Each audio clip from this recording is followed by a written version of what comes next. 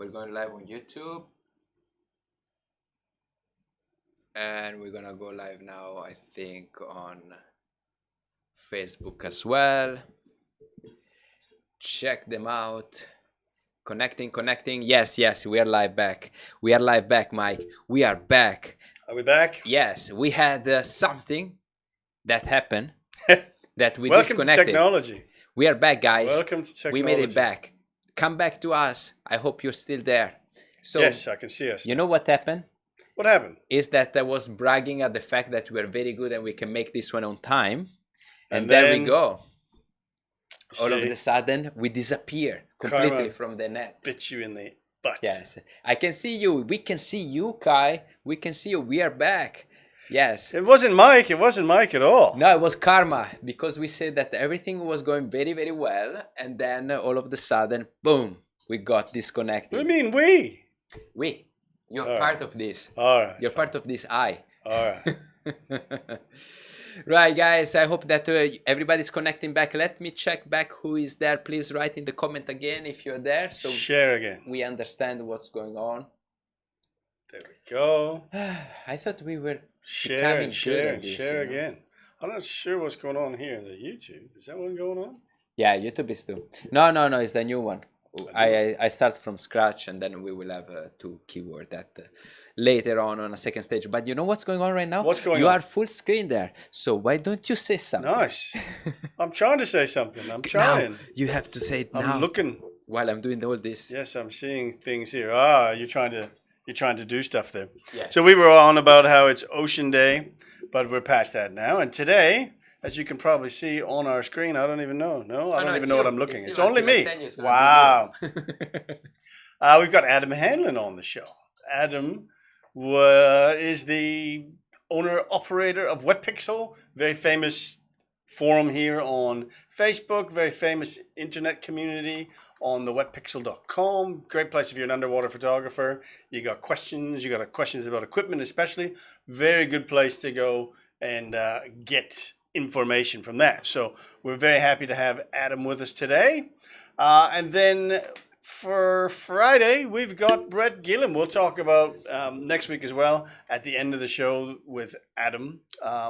We got about a good hour's worth of chat with Adam here. So good insight. We're going to talk a little bit about things like what's going to happen in the world now that it's opening up again. And we're starting to come out of this COVID thing. So hopefully things will come out nicely. So we talk a little bit about that with Adam, and things are actually starting to open up. You just said earlier, Luca, that Thailand will start opening up for tourism in about a week and a half, something like 15, that. So on the 15th, but hopefully Indonesia's not too far behind. Yeah. But you never know. We will see. We like to follow suit. So one of the things that we were talking about before we got so rudely cut off was the World's Ocean Day. And one of the things that World Ocean Day has got with it is a photo competition. Yes. And Adam, who we have on the show today, is actually involved with the judging panel this year. Have you got that up on the screen? Yes. You do have that up on the screen now. I do. So, Adam, are you there in the comments section? You can tell us who's the winner. Give us a preview. Tell us who's won the big. Alert. Give us a spoiler. I think I don't think he's going to do that. He is going to be on the 8th of June. 8th of June, 4 days to go. Yes. So actually quite exciting. Did you enter? I did not. Like I normally do, I don't enter for I don't enter many competitions. Yes. Yeah. Not so much I either. You're showing everybody your key there. Yes. You can see what's going on, people. Oops, that's a problem. Now you got a real behind the scenes look. If you wanna do a what do you call? I was browsing on the wrong window. Yeah, you can come in and then for the people that did not notice that I was showing that, now they know because they're gonna come in. They're gonna steal the URL and they're gonna come in and crash us from behind. I'm sorry, Adam. This show started with it started very well, but ended up in a little bit of a mess right now. Adam, he's there. He says he's sworn to secrecy. He can't tell us what's going on. Yeah, absolutely. But I'm sure it was some good winners. What is the prizes, Adam? Tell us. What are the prizes? What can people learn? What can people win on this competition? I think you get to. You got to speak at the UN. Yeah, United Nations. You know, it's a big competition. with a green background there, and where Leonardo DiCaprio did. We've got a green background there. You can click on the photo competition up there. Maybe it'll tell us what the big prize is. 7th Annual Winners Gallery 2019. Okay. It's now David open. Salvatore. So we can still... Okay. No. It's still open. Click here to participate. Nice. Maybe it's the next one. Winners Gallery. So lots of... what you get a lot in this competition is things with... things to do with... basically the world, humans and animals and humans in the sea. So the winner. Look how much salps. A lot of good... conservation type photos and stuff like that. So I mean, most of this stuff don't stink, but I'm sure there is some stuff that stinks in there. I'm sure that.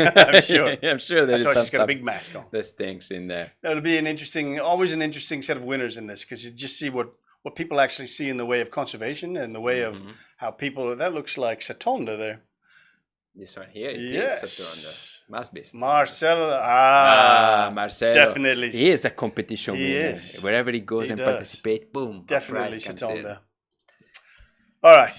So shall we, next week, we should be able to show the winners here as well. So we can highlight the winners, talk about a little bit about this, the winners, if they're on by next week. We can talk about these next week. Yes. Looking forward to it.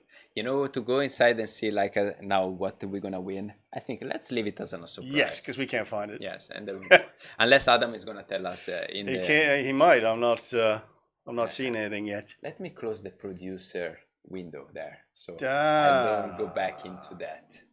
Come on, Mike. Someone jumping in on the background. I know you've been busy this week. I have. What have you been doing? Writing blogs. Yes, and one of those blogs actually that just came out. Yes. It's quite interesting, actually. Did you read it? I read the title. I figured that was about as much as you would read. And the title is about COVID-19, which is quite of a trendy topic nowadays. It is. You've got to use those proper keywords to get people looking. And I'm sure that you put some references there from our Bali group. Bali and COVID-19. There is a very good group here in Bali. Push those keywords. That actually keep us updated with the things going on over there. And here you find it on our Underwater Tribe page. Let me show you here. Here is with the green rice field. You can click and you're going to see the latest blog entry from Mike Vich. Oh. I think this is quite an important one. It is. Did you write there that we still have nothing official? Still nothing official. No everything is but it's moving. Up in the air, we'll call it. But things are moving. Things are moving. We feel things are still up in the air. We can't tell you one way or the other. My road outside the house is getting busier and busier. So I think your road has always been busy. Yes. No, I had a bit time, like when this first thing started, that it went quiet and then right away, boom, was busy again. I live in a dead end street, so it's perfect. I just have traffic of lots of children making noise. Right. Shall we go straight Let's into go the and interview? Chat to Adam. Yes, which was a very, very interesting. We do have Adam here in the comment section, so if you guys are interested in asking some questions, if you're watching it on YouTube at the moment, head on over to the Facebook page and you can ask questions in the comments, and Adam will hopefully answer some questions. Yeah. And you see that Adam already said that in competition, lots of beautiful images in. Yeah, and so also Desiree said, look, she's backing you up. She's saying, I read the blog and lots of info in there. Info. Thank you, so Desiree. Thanks, Desiree.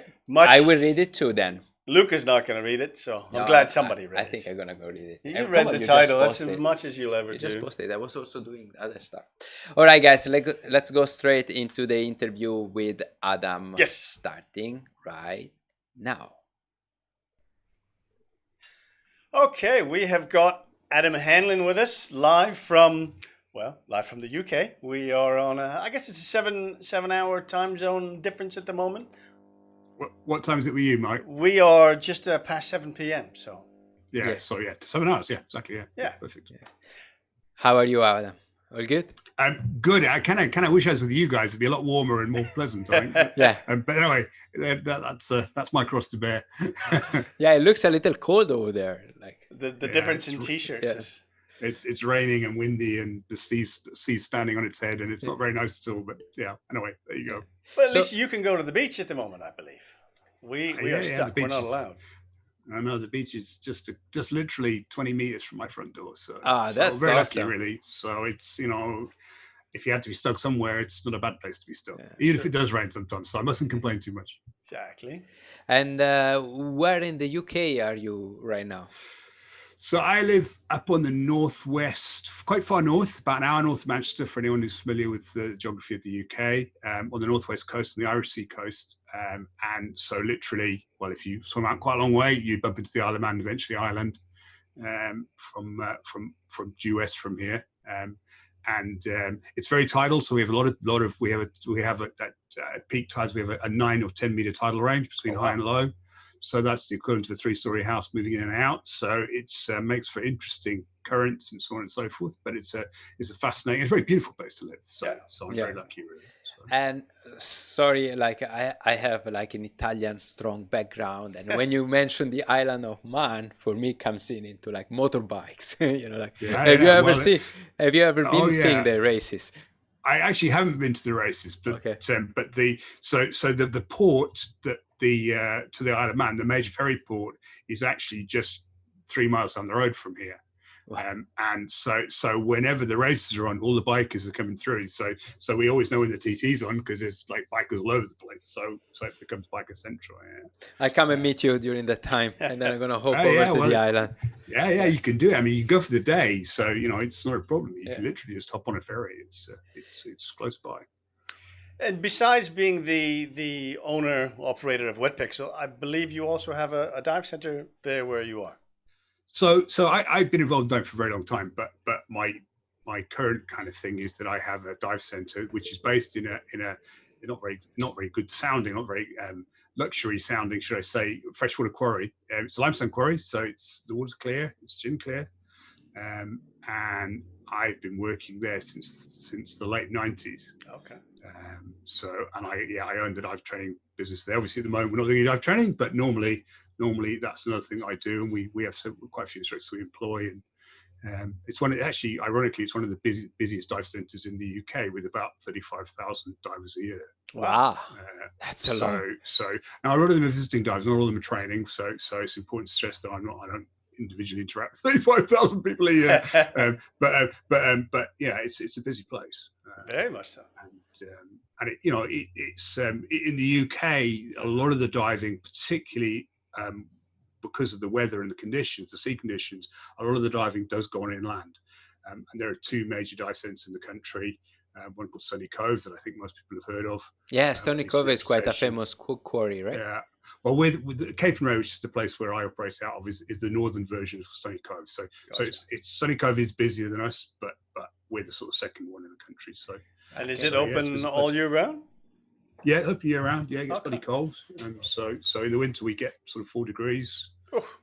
Wow. 4 degrees C, that is. Yeah, we hear lots of stories. Like many divers from the UK come over here and they tell us all the stories about the quarries, and it sounds quite interesting. Have you ever dived in a quarry? No. I think we should do it because because so we understand. I'm not diving in 4 degrees. What they're saying, like it doesn't have to be 4 degrees. So at the end of the summer, it's like 20. You have this big temperature range because it's just an enclosed volume of water. But I mean, it's a pretty cool place. But it's got loads of stuff they've put. There's minesweepers and helicopters and airplanes and all that stuff in there. But it's also got really cool. There's some really big sturgeon in there, which is really cool to see. I think we've got a photo of the sturgeon here. Yeah. Okay. So So he's coming up. Down there. Oh, that's inside the quarry. Yeah. Okay. Yeah. That is not a small fish. Marine life. Okay, I always thought that the big one's like 6 foot. He's a big boy from tail to nose. So it's not, but he's a big boy. Yeah. And it shows how clear the quarry is as well. Yeah. You wouldn't think it would be that clear. Oh, it's a limestone quarry. So when you buy a bottle of water, which hopefully you don't do anymore, but if you were to buy a bottle of filtered water, it comes from a limestone quarry. It's gin clear. Wow. All year long. So it has a bit of a bloom when it gets really warm, so you get some algae in it. But I mean, we can have 30, 40 meters of vis. Wow. Okay, that's okay. That's different than what I always imagine. I thought like quarry is gonna be like this, like that. Right. No, I mean, you have to be careful because it depends on who's in front of you when you get there, you know. The best way to imagine is it's not quite as good as Cenotes, so it's not quite as good as the Visbith and Cenotes, but it's sort of between normal CVs and the Cenotes, somewhere between the two. Awesome. So yeah, no, the Viz is good. And then it probably, you know, like between trips, like you organize trips and you go often abroad, but still like to keep yourself like warm as a fun diver. It's a good place to go and say, I get a couple of dives in and then I go off to Indonesia or something like that. And it's a great place for testing ideas or testing equipment. You know, it's on my doorstep. It's 20 minutes from here, so you know I can nip up there and, you know, if there's a particular lens configuration or I want to try different extensions on a particular port or any of that kind of stuff, it's dead easy for me to nip up there and do it. So I mean, I dive a lot. I mean, in normal times, I'm diving almost every day. Wow. So okay. So you know, I get on an airplane to fly somewhere. It's normally, wow, I'm not diving today. So you know, a normal I do 400 to 500 dives a year. So and I've done that for a long time. So right. But that's partly because I do a lot at home too. So. And that's perfect. As you know, with something like Wet Pixel, you must constantly get people are sending you new things to try out, new lenses, new lights, new whatever. That's a perfect place to do all your tests for that. Yeah, and we were very lucky because we are really well supported by the industry, and you know they help us out a great deal with gearing up. We're very lucky with that, and you know we try and provide as good a venue as possible for testing stuff out. It's very time consuming. It's not an easy process actually. No. People tend to assume you jump in the water with something and see what happens, but it doesn't ever quite works like that. But yeah, I mean we can certainly. It's a good opportunity to do that kind of thing. Yeah, for sure. Yeah. And so you are probably most well known as the owner operator of Wet Pixel, which started off as, you know, a forum. Eric, I guess it wasn't even Eric that started originally, but Eric Cheng was in charge of it for a long time. There was a group of us together. It was a very, very popular platform. And then we kind of got into, I guess you would call that the pre-Facebook era and the post-Facebook era. And you have done very well of, you know, moving with the times, evolving your product and embracing all these different forms of social media. But I'm interested in what sort of effect, or not even an effect, but how do you evolve with the way that social media is evolving as a social media owner? So I think maybe it's worth going back again, and Mike, you were there, so you probably have a better perspective on this than I do to some extent.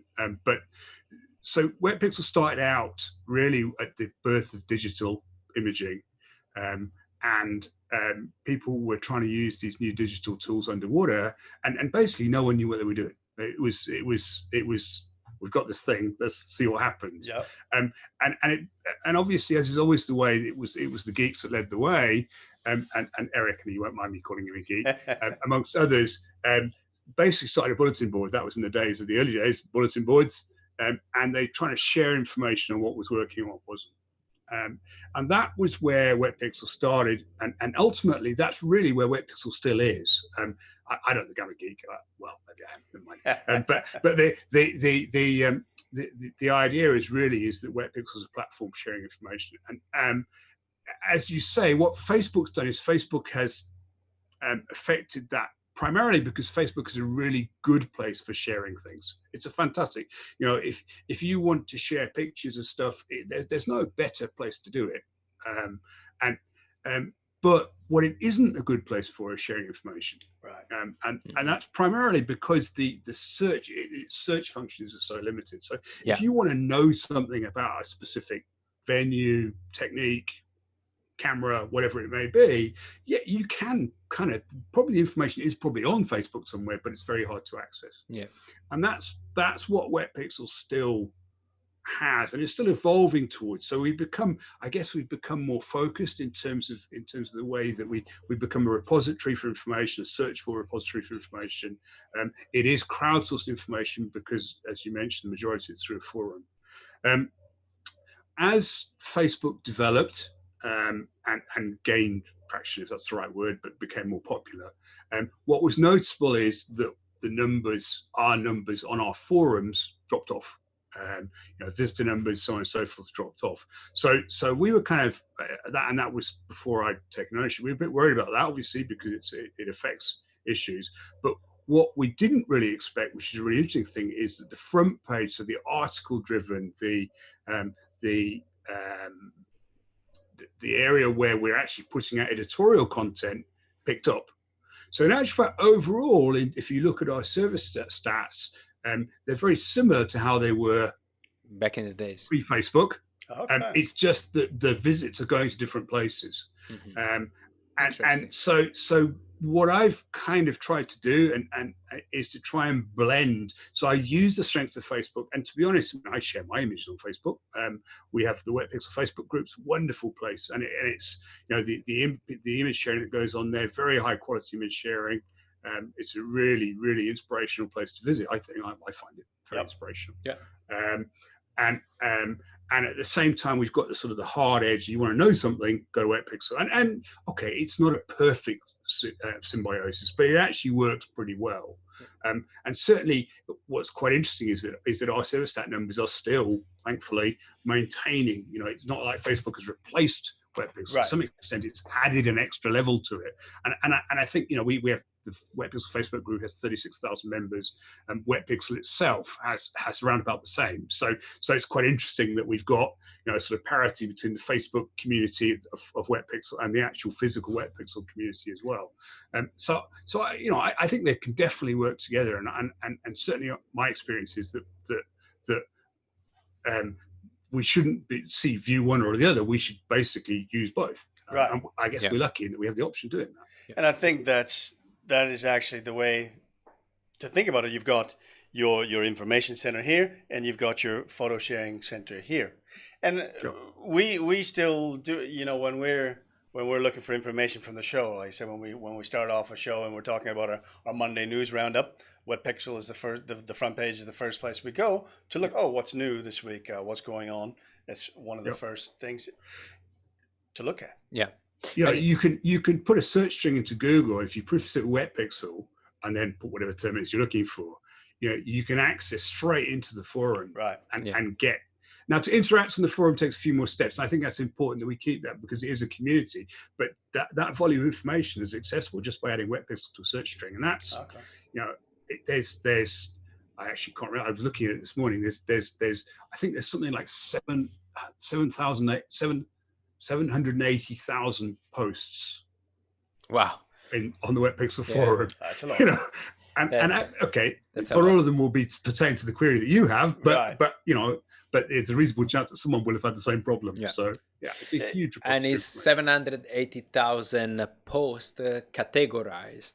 Yeah. So it's easier to track back, like you were mentioning before, where on Facebook is, even if you can categorize these things, it's not that neat the same way. And we see that when we do the live show, Adam.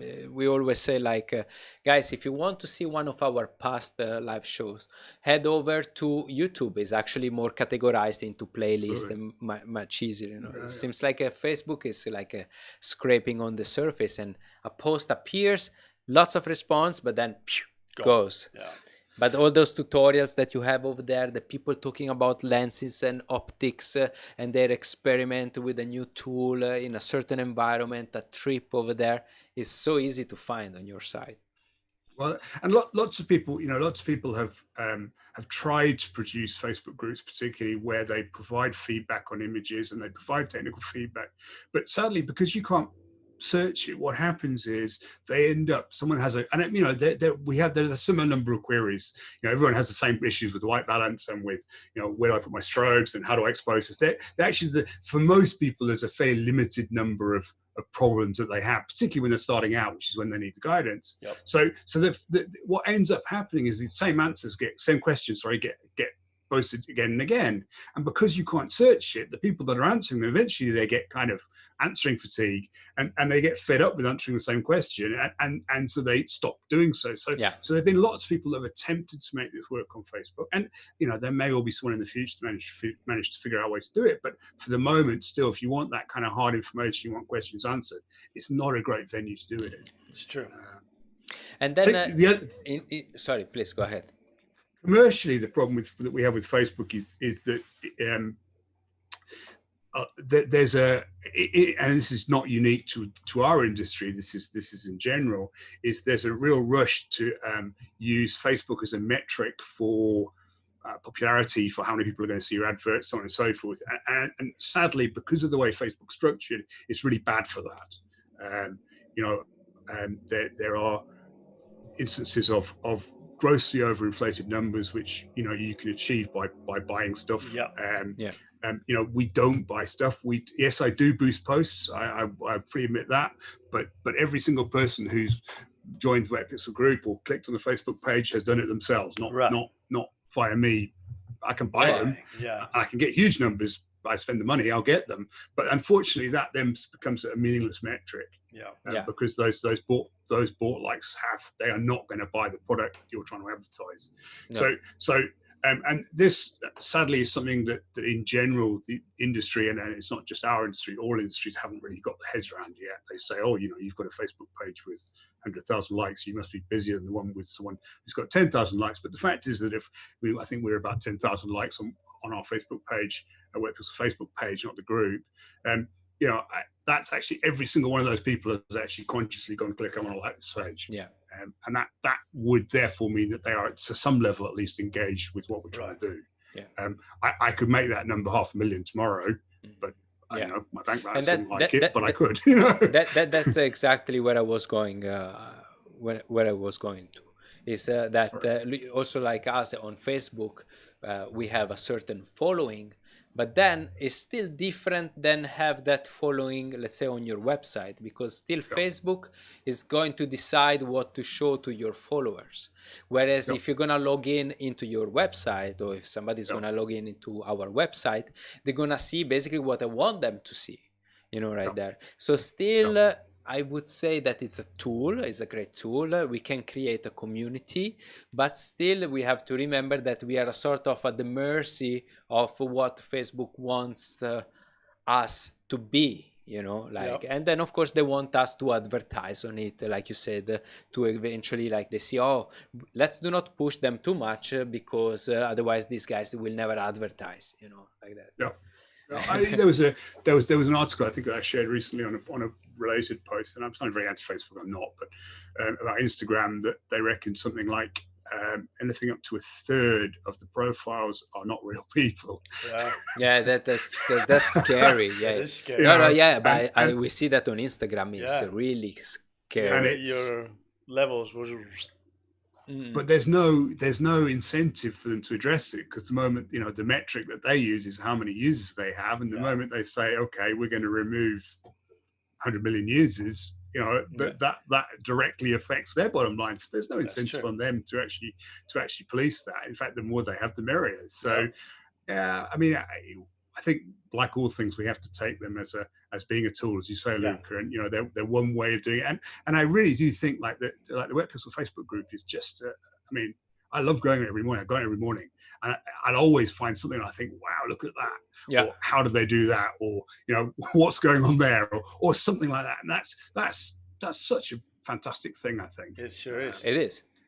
I actually mention that every time I teach a photo class, and I go into the composition part of things, and I say to people, I was like, all right, we could sit here and look at the composition ideas that I'm going to show you in this presentation, but at the end of the day, the best thing you can do is go to a thing like Wet Pixel group here on Facebook, and you're going to be immersed in not just one or two people's images, but images of thousands of different people who all have different ideas and are coming up, they're not all just learning from the same piece of, not feeding from the same bowl. So you've just got such a massive mix of different ideas that these kind of social groups like that really actually help people give, new ideas for composition, especially. Get creative. When I first started taking pictures, actually not when I first, but certainly lately, we used to buy big books, you know, Yeah. Water Like Time, you know, I'm sure we've all got a copy of that lying around somewhere. I look at it and I still get inspiration from looking at other people's pictures. And I think one of the best things we can do as image makers in general is actually look at how other people have captured scenes. And then we don't have to copy them, but we can, you know, we can take some of their technique and distill their technique and try and apply it to the way we take pictures. And I still think, you know, that's the best way that we can possibly learn. It's certainly one of the things, I'm sure you guys are the same, you know, when we're running workshops particularly, one of the things we really try and do is image feedback, but try and do it in a group setting. So the idea is that you give people feedback on images, because there's such a tremendous amount of learning we can do from other people's pictures. And it's so powerful. Yes. And that to me is something that I think that social media is really good for. Yeah. And Wet Pixel, you guys, well, you with sometimes on your own, you sometimes with several others. You guys are constantly hosting different workshops around the world, whether they just might be a trip where you're going out to have fun. It may be a specific workshop trip. You're doing lots of you do the whale sharks in Mexico, you do the Philippines, you do Lembe Strait and things like that. Are there differences between the trips? Like you were just mentioning, giving feedback to people on their photos. So say you're in Lembe and that's a specific photo workshop.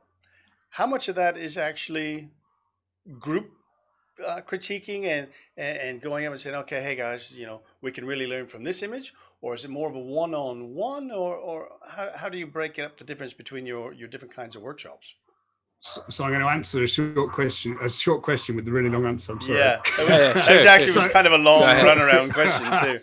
It wasn't that short question. Yeah. So the again, from Wet Pixel's origin. So Wet Pixel's origin, image makers getting together, trying to figure out how to deal with problems that they were experiencing with the digital thing. And from that, it also became pretty obvious that traditional travel, and this has always been the case, but traditional dive travel doesn't really cater that well for photographers. Right.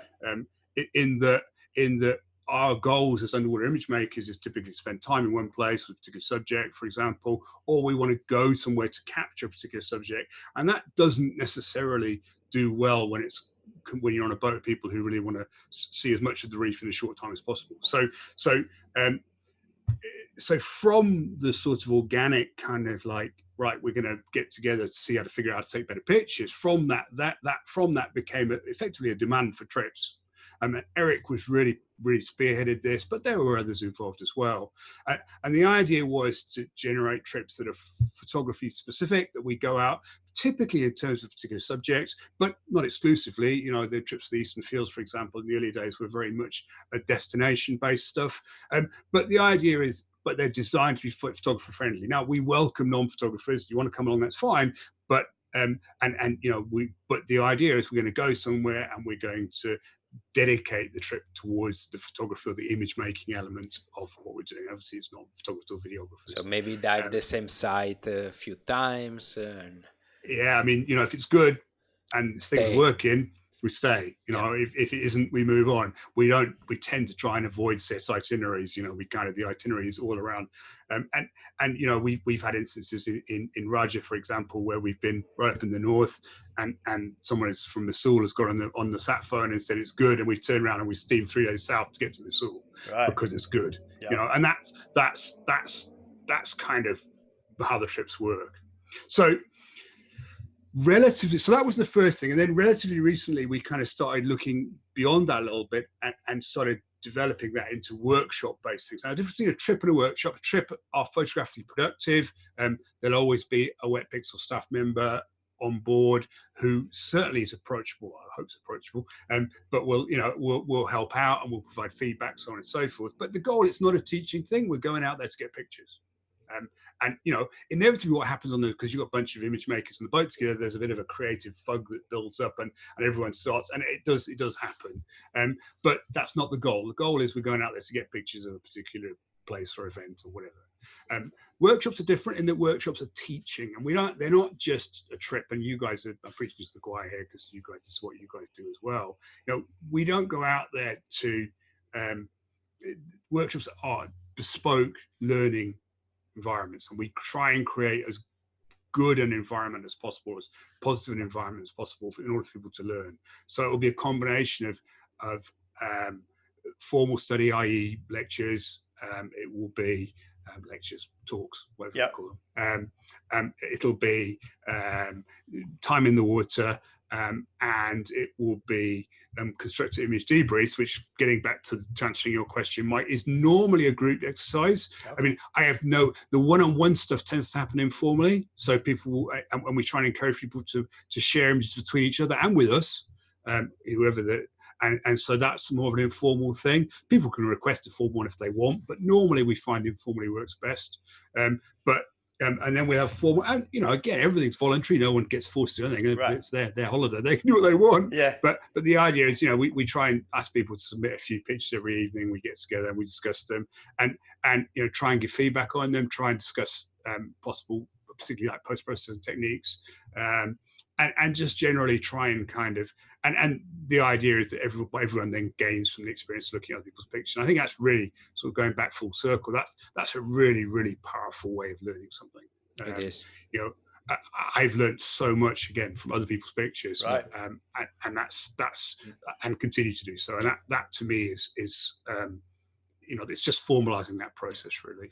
And it is during a workshop when you are like in a group with many different people, many different other people with the same mindset, that you really see like, oh, today he got this great picture of a flamboyant.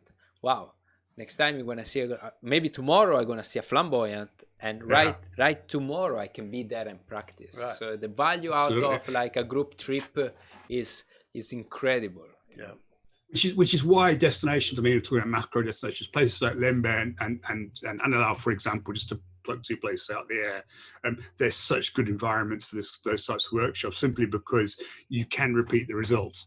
You can go out with a tick list, and the guys will find you whatever it is, and you can sit there. So yeah, if you see someone's done a shallow depth of field shot of a flamboyant cuttlefish, and you think that's really nice, I want to go doing that, you can go to the guide and say, I want to see one of those, and they'll find you one. Right. It's which is actually, that's what makes them really, really productive from workshop point of view. It's funny because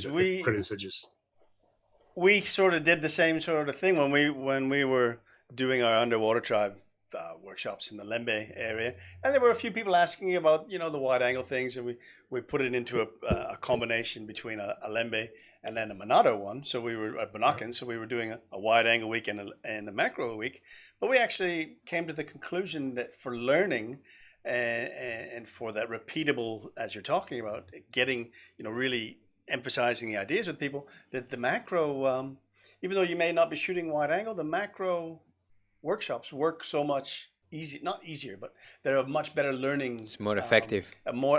Better learning and effective technique than the wide angle. I think wide angle is tough to workshop. You can do it, but the principles of wide angle are actually very straightforward. Putting them into process, putting them into action is much more difficult. Yeah.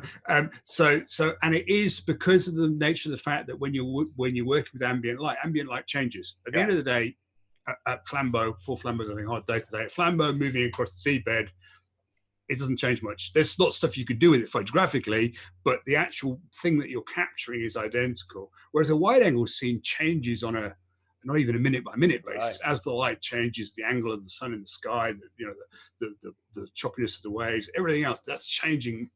It's a very, very dynamic environment, so it's much harder to replicate. So with a wide angle workshop, I think what you've really got to do is you've really got to kind of give people a list of tools and techniques, and then go out and let them try those tools and techniques, and then coach their images. It's much more difficult to focus on a specific technique. You've got to give them a much broader kind of view of how to shoot wide angle. Well, that's a big subject, but and then get them to go out and practice and try things out, and then coach them on what worked and what didn't, or how they could, other things they could do. It is a harder one to do. Agreed. Places like the Red Sea, places like the Red Sea, where you've got these fantastic reefs that are always full of antheas, and so very, very photogenic. That's a great venue for, and to be fair, Bonacan's the same, but these areas where you've got just really pretty reefs. There's nothing really critter kind of interesting. There is big stuff around, but that's not the point. The point is you just want lots of really nice photogenic reefs, and that gives people time to practice on those techniques and try and nail those techniques down. You bring up a very good point. Actually, one of the difficulties that we had in Bunaken was that if we hit that wick that is got strong current, it's very hard. So like Red Sea, like I remember when I was working in Sharm el Sheikh back in the days, so yeah, you can have some current like this, but you still have like many sites where you can be off the current. You have a little bit more of that control environment. And I think when we go to Lembe, it's that controlled environment that let us practice on a subject for a while. That's why it's easier maybe to go into the macro things. And we find it easier to do Lembe than, for instance, Ambon, because Ambon a little bit more current. Ambon also can be a little bit more exposed, so it's harder to dedicate that time with, let's say, a student and practice a certain shot, for instance. I actually think that a place, I've never done it, and it's an idea that perhaps I should float it out formally, but I'd love to run a wide angle workshop in Raja on a liveaboard. Okay. And the idea being that, we get the liveaboard to move because there's lots of pretty reefs, beautiful reefs, and okay, there's lots of current too, but try and literally work it around so when the current's getting strong, the boat moves somewhere else, and so you try and work the timing. You're not going to get it 100%; that's impossible. But I think, to me, Roger is one of the nicest places in the world to shoot wide angle. And having the advantage of the boat would allow you to move about. So that strikes me as possibly being a good venue for a wide angle workshop. So like imagine if you want to come on one, let me know, and I'll absolutely, like it's gonna be down. I mean, like like in the mangroves, fantastic wide angle opportunities, basically off the current. The thing is, you've got to have that certain crowd because when you're doing as you were talking about earlier, maybe you want to spend 2 or 3 dives on one site because you're learning, you're practicing the skills of the wide angle. So you got to make sure that your crowd is the right crowd that will spend, 2 or 3 dives in one spot. Because you get a lot of the divers out there that will say, all right, we're doing 25 dives on this week's itinerary. They want to have 25 different dive sites. And that's not the way you want to do when you're conducting a workshop. And that's certainly, I think, to be fair, I think that's not where pixel trips don't work like that. Right. Yeah. In general, of course, we'll welcome anybody. It's not exclusive. It's not exclusivity, but the goal is that the trips are, and Eric always uses the phrase that the trips are photographically productive. And photographically productive typically will mean that we'll dive the same site multiple times, because that's when you start getting productive. Yeah. So it's not a sightseeing tour. People are welcome to join us to sightsee. People that are into kind of spending a long time observing particular bits of the reef, they'll have a great time. But that's, I think, and as long as that we're upfront about that, that's the way the trip works, and it suits some people, but it won't suit everybody. That's but at the end, like with Raja Ampat, it's very hard, like, to make people unhappy, even if you dive the same site a few times. Yeah. So it's an excellent idea. Very true. So earlier on, you were bringing up a flamboyant cuttlefish like example. And I actually end up showing your flamboyant cuttlefish picture over here, and I haven't moved since because it's such a stunning shot. You don't know which one it is. It's Atlantis Image Maker. You do? It's Atlantis Image Maker. Close focus wide. So it's a close focus wide angle, exactly. Yeah, it's, yeah. So you see the beautiful blue on the background, the pink of the cuttlefish. So my first question is, what lens did you use for this shot? Well, that's a really good question, Luke, because I cheated. So I've got the lower 24mm macro probe lens, f14, and I really like the idea of trying to locate the animal in its environment. My personal kind of photographic style tends to be more documentary than artistic. I'm not very artistic, but I tend to be more of a kind of documentary type shooter, and I'm fascinated by marine creatures and the whole kind of, in fact, I'm fascinated by the whole process of being underwater, but part of that's, of course, the creatures that we see. So I really like the idea of trying to place the animal in its environment. Obviously, I don't mean physically placed, but trying to photographically place it in its environment. And what these probe lenses allow you to do is allow you this very kind of unique perspective where you are at where the animal is. And that was shot in Puerto Galera. and lower kindly actually they shipped a lens to Porto Galera, which was took some doing. And I picked it up there, and I was able to get it. It's a hard lens to shoot because it's manual focus, manual aperture. So we're all now used to the idea that we look through the viewfinder and what we see is what we're going to get. But actually, it's true because you do see exactly, including the aperture. So when you stop down, the viewfinder goes dark. Right. which is challenging. So I found the trick was to actually use it. So it was on a Nikon D850. So I used it with a live view, which I very rarely use, and put peaking on in order to get the focusing right. Okay.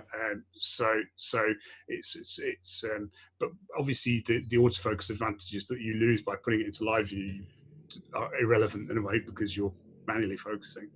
So the actual it is soft on the tentacles, in which picture it is, and the reason for that is the tentacles are on the end of the lens. Right? That's what I wanted to say. It's like, and it looks like, so the probe lens, for the people that don't know, is like a long lens that gives you this capability of focus right on the lens, right? And then also shows 2 centimeters, and it is wide at the same time. So it gives you this amazing perspective, but I think also is that the cuttlefish looks like actually coming to it rather than go away from it. So he probably was intrigued by this tool and still was not scared of you because probably being that long, the lens, you are still like a little bit further out. It's a strange thing because they don't seem to be intimidated by the probe lenses. Certainly this was obviously the Inon one that preceded this one, and I gather that Nauticam have got some on the way soon as well. They don't, the animals don't react to them in a way that they do if you shove even a small dome port in their faces. It's a very different reaction, and they don't seem to view it as a threat at all. And certainly that particular animal was hunting. It was moving across the seabed hunting. I've actually got pictures of it hunting with the same lens, and so it's completely unbothered about the lens being there. And as I say, it got really, really close for that. The tentacles are actually on the. So whether it was trying to sense what it was by using touch, I don't know. But yeah, it was right close. It's such a cool shot because you get that nice blue background as well. I love the pink over the blue. It's it almost incredible. looks like you're looking at it from afar. Like, oh, is that a soft coral? It's like, oh no, it's a cuttlefish. Yeah. It was. I mean, I think the probe lenses, they are hard to shoot, but the results that you can get are really nice. One of the things about the lower one is it's actually rectilinear wide angle as well. I don't know if you can see that. The traditional approach was this kind of bug eye approach, which was to put a fisheye lens on the end, and this is not. And again, the distortion that you get from a fisheye, I think sometimes it suits some types of picture and sometimes doesn't suit it as much. And I personally really like the fact that this is a bit more rectilinear. Because my eye sees things in a rectilinear way, not in a fisheye way. So it helps me to kind of put it in its environment. 100%. I think I think it was Tony Hu that was one of the first that actually published some pictures with a probe lens from Inon back in the days. Yeah, that's right. And Eric. Eric. And then you remember that actually the subjects coming out were really like distorted, with that fisheye look up close, and you don't have that in here. No, well, it's definitely an evolving technology because that Enon one came out and then it just kind of disappeared for a while, and now several more companies are coming out and trying to better it. So over the coming years, I think it'll be more people shooting it, and it'll get better and better as we evolve. I think the video guys as well. I think this is a really exciting tool for the video guys. I mean, on Blue Planet, they actually had effectively three endoscopic lens custom built and scope, they called them. I think it was scope 1, scope 2, then maybe scope 3. I'm not sure. And in fact, they use that. They came and filmed some sturgeon with us as a prequel for the Blue Planet. My claim to fame. Anyway, but the scope is the same idea. And they actually built them, but there's a couple of guys, Peter Lightower from Australia has been using this quite a lot, and the results again on video are really, really cool too. So I tell you a funny story about Peter. So we invite him over here diving because we just got a red, and then I said, hey Peter, come over, like you can teach me a few tricks about it. And he brought the probe lens, and so we were like diving here in Ahmed, and I say like, this is gonna be great for mantis shrimp, and I said, Peter, first dive here, a mantis shrimp, and he comes over like, yeah, boom, place the lens there, mantis shrimps come out, and BAM! Shatters the whole lens down, man. First dive. First dive.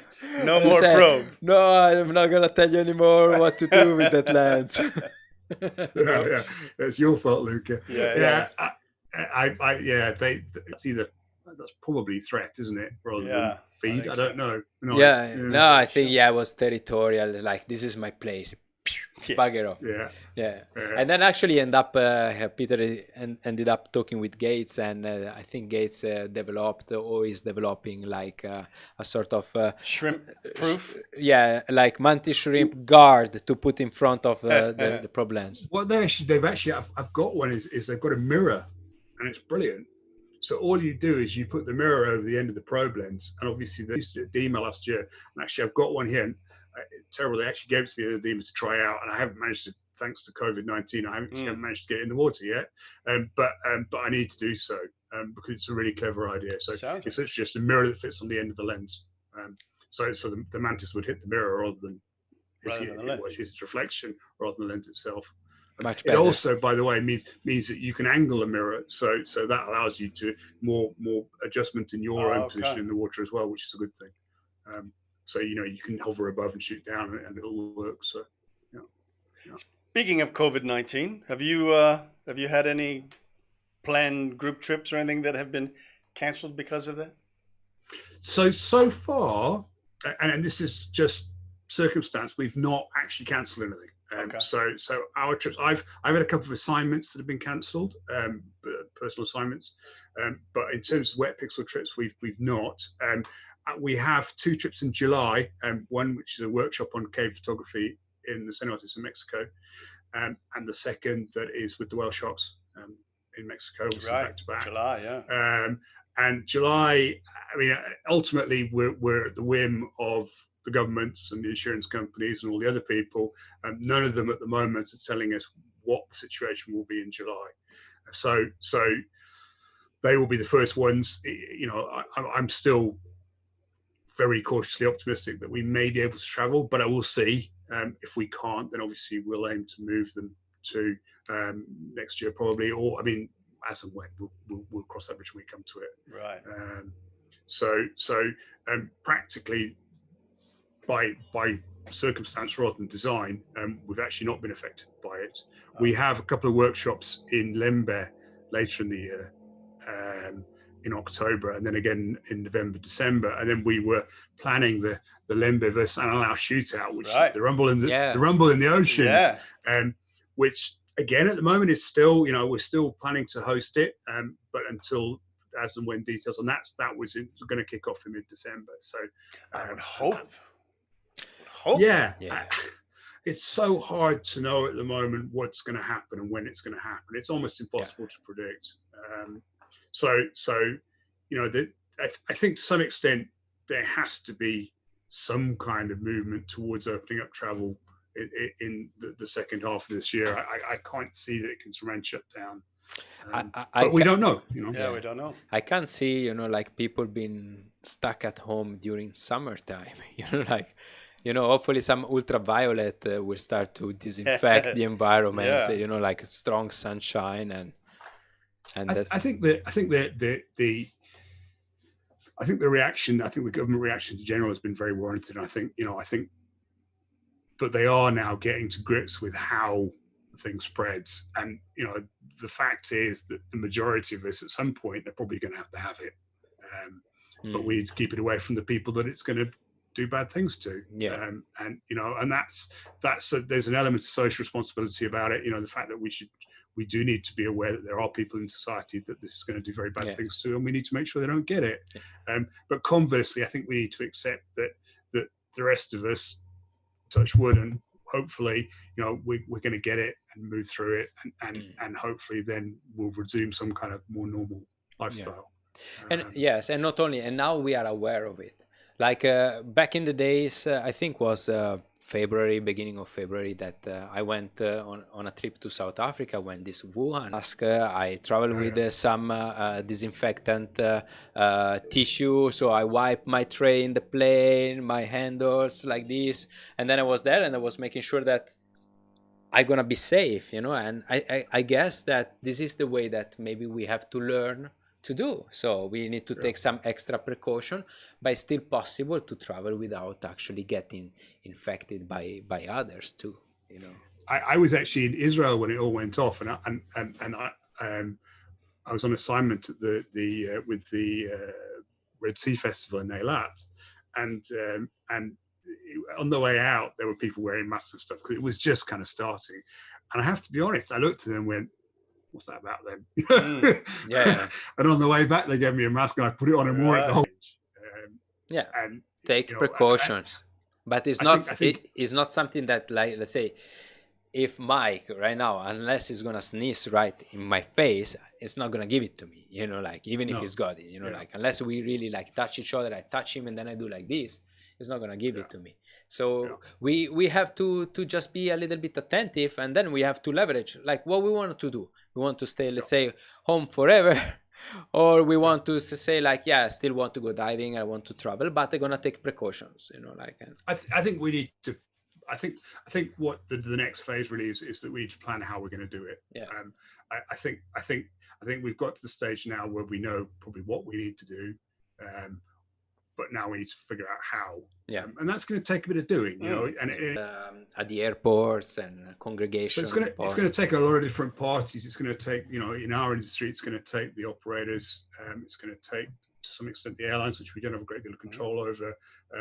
But it's going to be a kind of, I guess, the travel industry more broadly is going to have to come up with a set of ways that it can do to help mitigate. Yeah.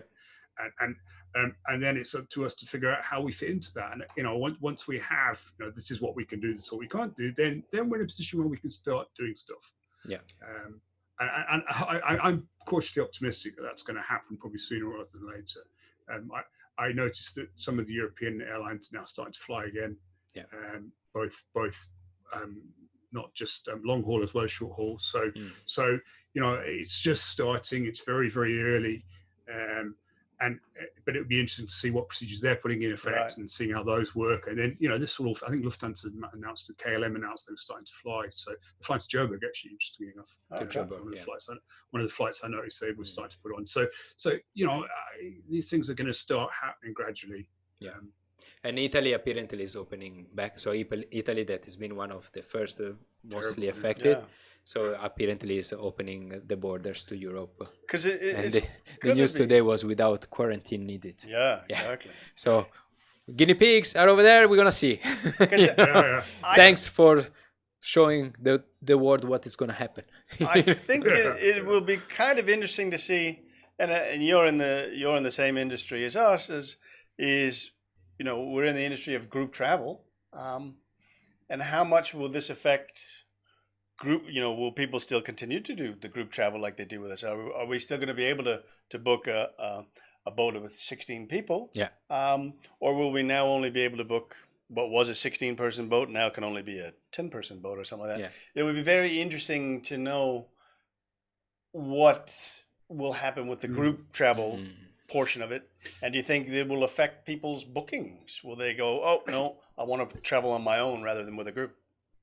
I think there needs to be I think one of the messages that does need to be put out there, and it's important, is that for the vast majority of people, this is not a life-threatening event. It will make you a bit ill, but you will recover. There seems to be a huge amount of fear about the virus itself, and really, if we're normal health, you know, don't have predisposing conditions, which actually, to be fair, the vast majority of the dying public doesn't. You know, it's actually medically a relatively low risk. The risk, of course, is carrying around the place. Right. And that's you know, we need to get the procedures in place so we are screened at airports. We are. Yeah. There's methods of doing that, which I'm sure, you know, this has got to come. This is what will happen. I mean, it's not unique. Certainly, a lot of the airports in Asia were doing it previously, and we'll do it again. Yep. Mask use. as you say, hand sanitizer, all those kinds of procedures are in place. And I don't really see that for the majority of people, this in itself is such a huge. It is a huge problem, but it's not it's not in terms of our own personal health. It's not such a big problem. Right. Of course, so the moment you say that, there'll be some people that say, "Well, young healthy people have got sick." Yes, right. Sure, of course. But as a statistic, in general, it's probably okay. Yeah, and unfortunately, it doesn't make the news yet what actually is. We still see like the very negative effects of all this that is happening right now all the time in the news, because negative news spreads out easier and faster than the other sort of news. We will see, but you stressed a couple of points quite important. Is like the first change that really has to come, that really affect, let's say, many of us, is the traveling. So whether I take a bus from my house to town or something like that, or I take an airplane from my city to come over to Indonesia, is actually these companies that they need now to step it up and come out with some protocols that they said, this is what we do during the COVID situation crisis. We can still travel, but this is what we put in place. Over here, we've been already talking about with some liveaboards like that. And let's say, like Mike was saying, like it's going to be a boat of 16 or 10. Or maybe it's going to be, let's say, 8 people going to have lunch at 12, and then the other 8, they're going to have lunch at 12:45, and maybe we don't do chit-chat during lunchtime, but we do chit-chat up on the deck outside in the breeze, right. Rather than have it during lunch. So we can actually adapt to this. So maybe we don't put all the masks on the same rinsing tank anymore, I'm sure, there are like a few steps that we can do and think about that will make even traveling and go diving still safe. Unfortunately, every time I say that, I get lots of people with bias that they think, because you are in the dive business and you think about that, just about yourself opening again. No, it's not really like that. It's like about, guys, we need to adapt to this situation, because most people say that, more experts says that it might take 5 years to get a vaccine. So what do you want to do?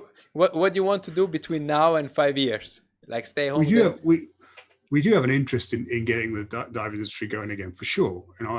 But then so does every other diver. Yeah. Because everyone who wants to actually go diving, they have that interest too. And yes, health should always be more important than going for a dive, but arguably, well, certainly my own feeling is that both are important. A little exercise. We need to take care of the vulnerable people 100%. I'm not Speaking of getting diving going again, has the diving been shut down in the UK? Yeah. And are they talking about opening it up again? No, not yet. Because as I say, I guess it's coming up to that point now. I don't know what the best season would be. We've got a series of images here of the gray seals, and to me, I've been looking at these kind of images for years. Very, very jealous. Always the one thing when I'm like, oh, maybe I should go cold water diving again. But you guys have these incredible encounters with the gray seals there. What's the best time of year for those? So my preferred favorite is right at the end of the year. So actually, you might still make it this year, Mike. So in the winter. I'm not coming. You're booked.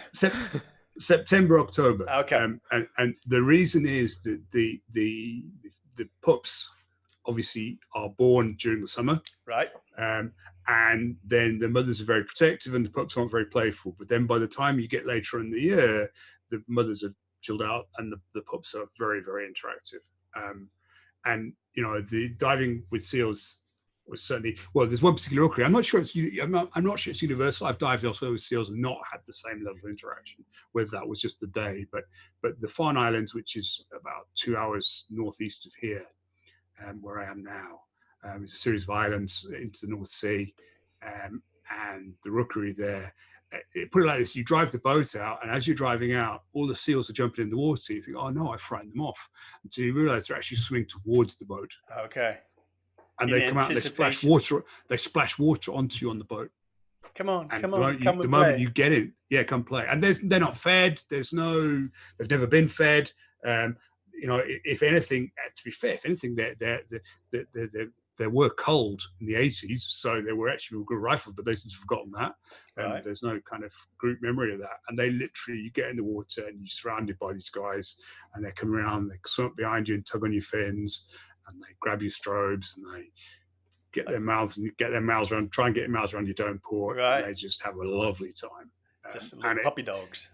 Yeah, absolutely. And any time a wild animal chooses to interact with you is a very, very special event. Yeah. And this is kind of as much as it ever can be. This is kind of guaranteed, which is just phenomenal. It's just so much fun. Have you heard? I know you keep your ear to the ground on the various message boards and the social media and stuff. Are you getting a sense that people are planning more of this kind of for this year? I mean, obviously you've got people that are only going on dive trips and diving warm water, but are you hearing a sense of more people saying, hey, I want to come and dive in the quarry with you to learn how to do a dry suit, and they're thinking more about local diving now in the next for this year? I think there may be some of that. I mean, I think there will be some kind of spin-off where we actually probably do more at home, and certainly I think things like the SEALs, people enjoying that kind of interaction with them, that's world class. It doesn't matter where you go in the world. It's a very special day out. And certainly, Britain has other opportunities, things like basking sharks and on South Coast blue sharks and various other stuff.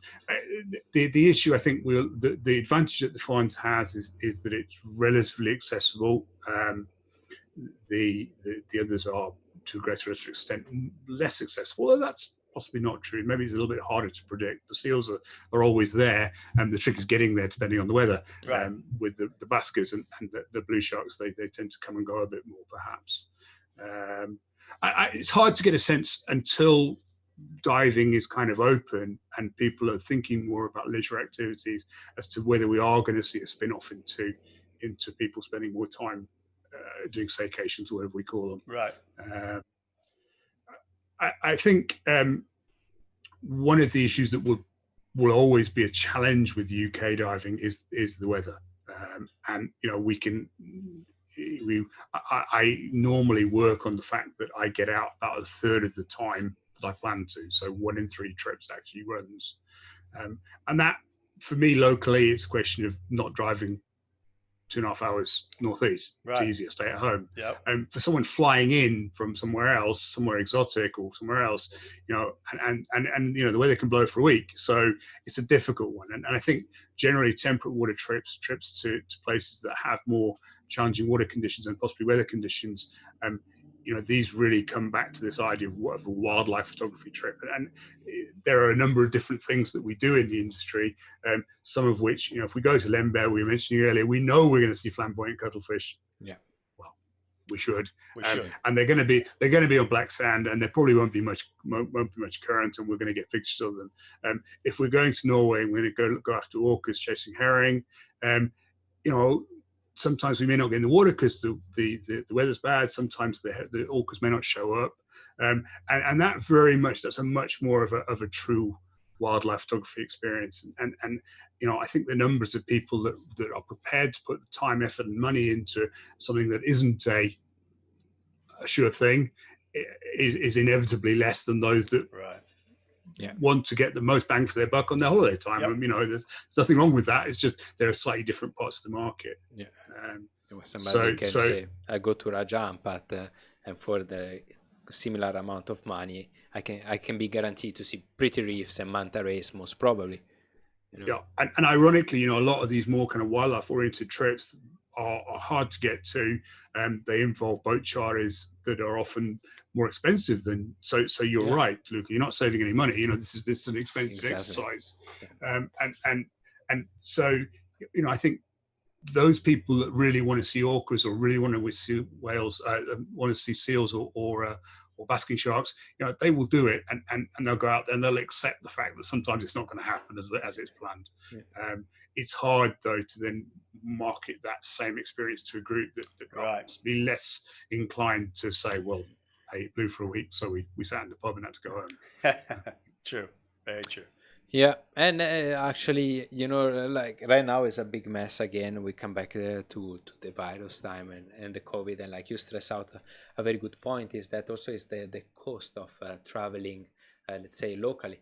Another talk we're receiving right now is that potentially Australia and New Zealand would, let's say, create a sort of alliance between them, that they open and people can travel in between, like that, also to sort of try to boost back their own tourism industry. So of course the Minister of Tourism say, please keep them shut, let them travel within. But again, traveling in Australia has a certain cost opposed to, let's say, traveling to Indonesia for an Australian person. So you might even risk that the Australian person will say like, you know what, this year I'm not going holiday. I'm gonna stay here, save up some money, and then as soon as the borders open up, anyway, I'm gonna go to Indonesia. That is gonna cost less. Something like this. I mean, the popularity of places like Bali with the Australian tourism market is exactly what you're saying. It's absolutely, a week in Cairns compared to a week in Bali is going to be a big cost difference for sure. Yeah. So we mentioned a little bit about the basking shark season, and I was mentioning earlier, like we just seen some pictures from a drone or maybe from down a cliff, like going viral on Facebook. It looks like going mad basking shark in the UK right now.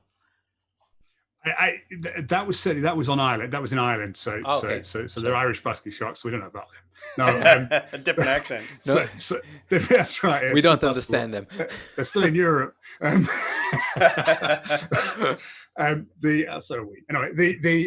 So the basking shark, the way it works is literally in front of me here. We've got the Irish Sea, and the basking sharks aggregate in the Bay of Biscay, which is sort of southwest of Britain, off the northeast coast of Spain, and the southwest coast of Britain. And then as the water warms in the Irish Sea and the plankton blooms, they move up the west coast, obviously from south towards the north.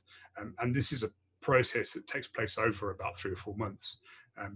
And so along the way, obviously, Charles Hood has been instrumental really in kind of developing a basking shark tourism project in Cornwall, right on the southwest coast, on the southwest tip of the UK, and they move up the Isle of Man, which is not far from here at all, in the Irish Sea, and then they end up in Scotland. And I think the belief is that they end up breeding in Scotland towards the end of the summer, or aggregating to breed, and then move off, disperse again back to warmer water for winter. So they're following the warm water, basically. They're following the plankton bloom. So that, I mean, it's likely that aggregation that we saw there is a group that's on its way, moving its way north towards aggregating to breed. So it is starting to happen. It happens every year. They do it every year. The other interesting thing that we get in the Irish Sea is we get leatherbacks that come over. They're hard to see. You don't see them very often, but they are out there.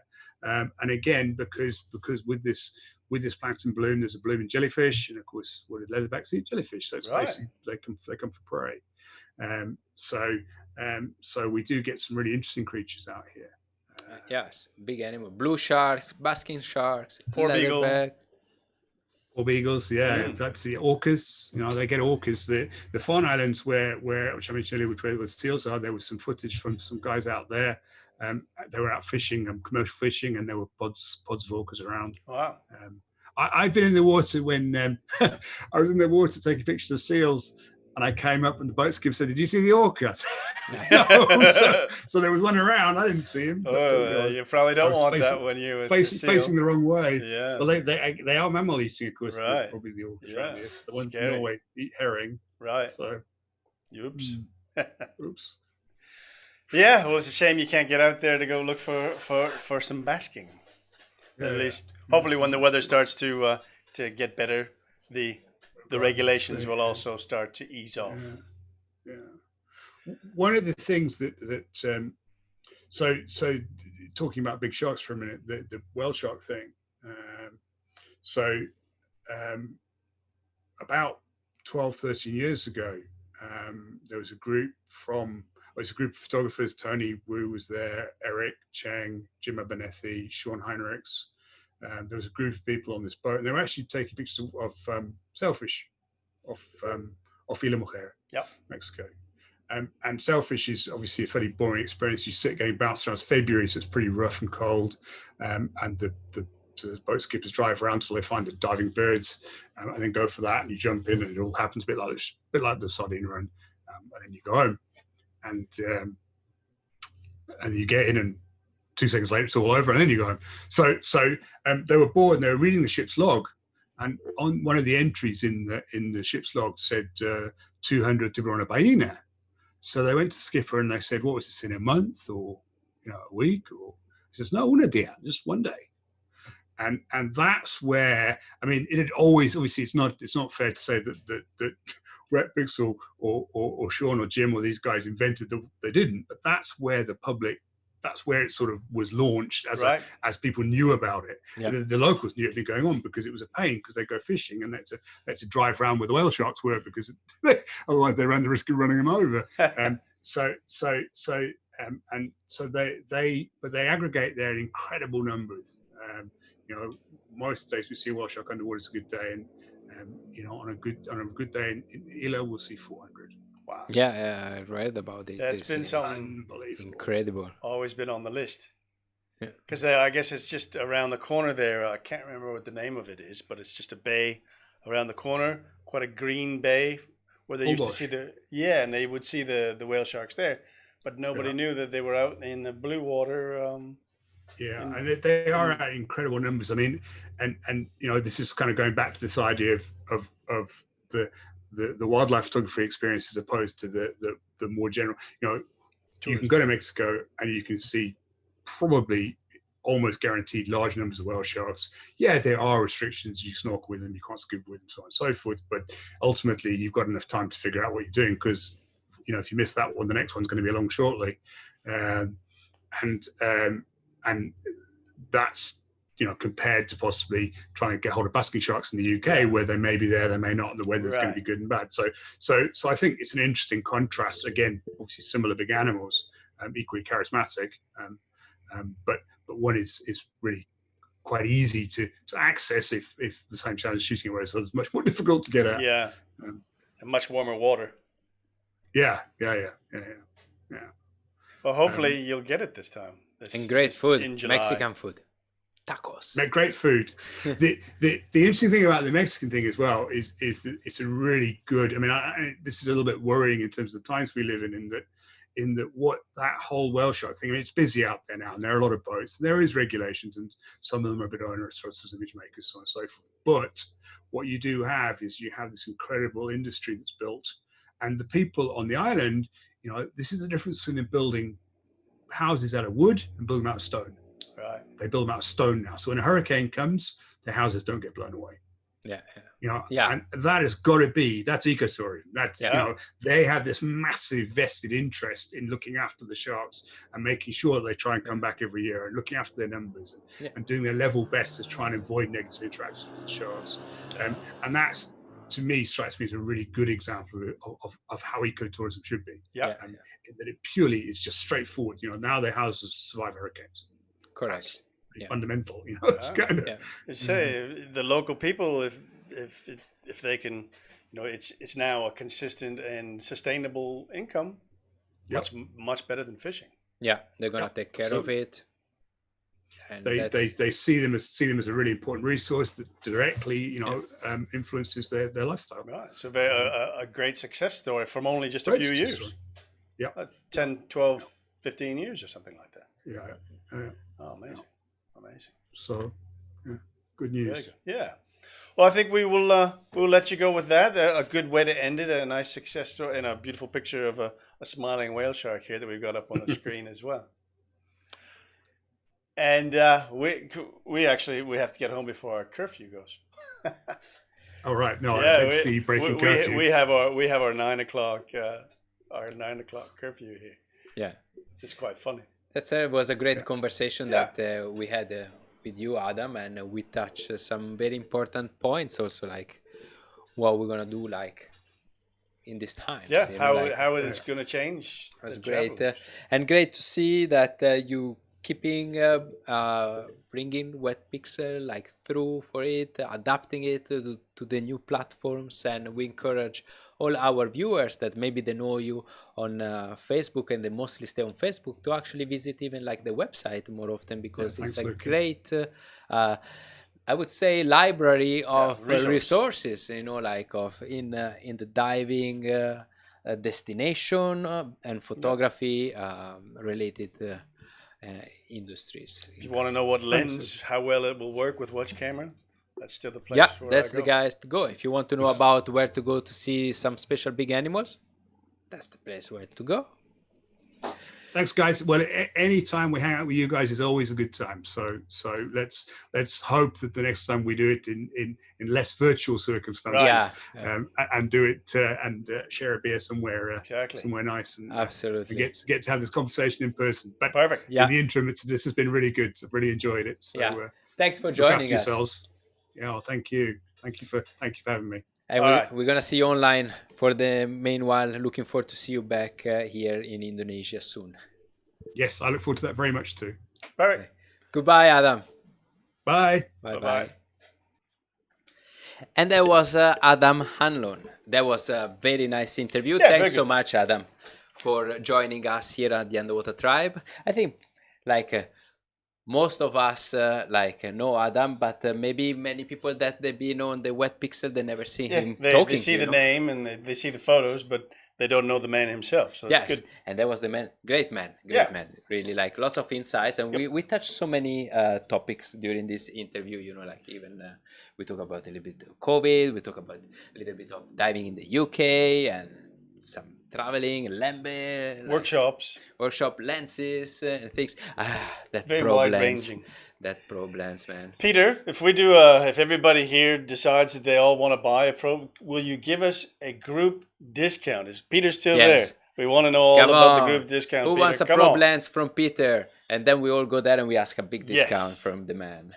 Everybody can come to Bali. We can all go diving in Bali. Peter can bring them all over. No, you know, like last Monday I said live, hey Peter, we want to make an interview with you. Now I don't know. Now he probably doesn't want to anymore. No comprendo. No. Excellent. So Mike, what have we left for the week? For the week, we've got Friday. Friday we are doing our normal, and I wonder when I say normal, there's people here today that haven't been with us before, but on Fridays we quite often do a morning for us version of the show. So this Friday we'll actually be doing it at 7 a.m. Bali time. Stay tuned. So we are going to need a lot of coffee for that one. That is awfully early. Awfully early. But what we do have is we have an absolute legend of the dive industry, Mr. Bret Gilliam. Yes. If you don't know Bret, punch his name into Wikipedia and you can see he's got a whole list of things that he's done. Bret He's been the Gilliam. deepest man on air. He's had a very interesting, and we talk about this on the show, a very interesting encounter with oceanic whitetips. Yeah. Movie industries, everything. A very, very interesting interview with Bret. Yes. So the founder of TDI SDI. Technical Diving International. 7 a.m. Bali time, which would be midnight in London, or will be lots of times around the world. 7 p.m. in the US on the East Coast, and 4 p.m. You know what's the best way to keep track of that? How is the best way? Just join the Underwater Tribe Facebook page, and we we'll give you hints. Post ahead of time all the times. Miho's asking, is it 7 or 8? I'm not even sure. And then also with those posts, you can actually set a reminder. You just have to click on the tab, and then when we will be on, you will be reminded about that. So it's a very, very good way. 7 a.m. Miho, 7. Now, for the people, we see many familiar faces coming back, and we really love that. We really appreciate your support, guys. And for the people that they just joined us today for the first time, maybe they don't know that we are live Monday, Wednesday, and Friday. And we will be doing that still for a while, because we still have quite few interviews in the bag that we are ready to show to all of you. So make sure that you tune in, Subscribe also to our YouTube page, because the day that we will finish the live shows over there, here, we will post some more entertaining content also on YouTube. Right now, our YouTube page is not really doing well with the live show. We are live on Facebook and YouTube, but most people join the conversation on Facebook. Yeah, it's so much easier. It's much more social on the Facebook side, because you've got the... It happened about a month ago that I said during a live show, guys, if you're watching us on YouTube, move to Facebook. And then after that, all the views, right, they dropped down big time. But yeah, it's easier actually to be able to chat with you guys on the chat room on Facebook, and we really appreciate that. Yep. Yeah. So also today, many interesting comments coming out, and the conversation was going. A good conversation. Really like that. Yeah. Yeah. So thank you everybody for joining us. Thank you for participating in the chat, which is always helpful. Yeah. And just thanks for watching the show. Yeah. And once again, thanks to Adam Hanlon to make this show very interesting. And also make sure to go to check out Wet Pixel page on Facebook and all their social media channel, as well as the website, as we mentioned at the end of the interview, is a great resource to actually, the forum, I think, is the best forum out there for diving. We'll get students that come in and they'll ask me, oh, I've got such and such, and I need a lens for this camera, and I may not know, so I'll actually go and search on Wet Pixel before I give my opinion. Yeah. All right, guys. So that's it for today, and if you enjoyed the show, please make sure to like it and share it with your friends, so that will help us also over here. And if you would like to help the Underwater Tribe team here in Bali, we actually put few links in the description. It's not in this description right now of this show, but we will be updating it as soon as we stop it, because we had a little bit of a technical problem, and we had to restart all our live show, which we did pretty fast. Yeah, actually within 5 minutes we were back live again. Yeah. All right, guys, thanks so much for watching us, and see you on the next one. See you on Friday. Friday. Goodbye, everyone. Bye-bye. Bye-bye.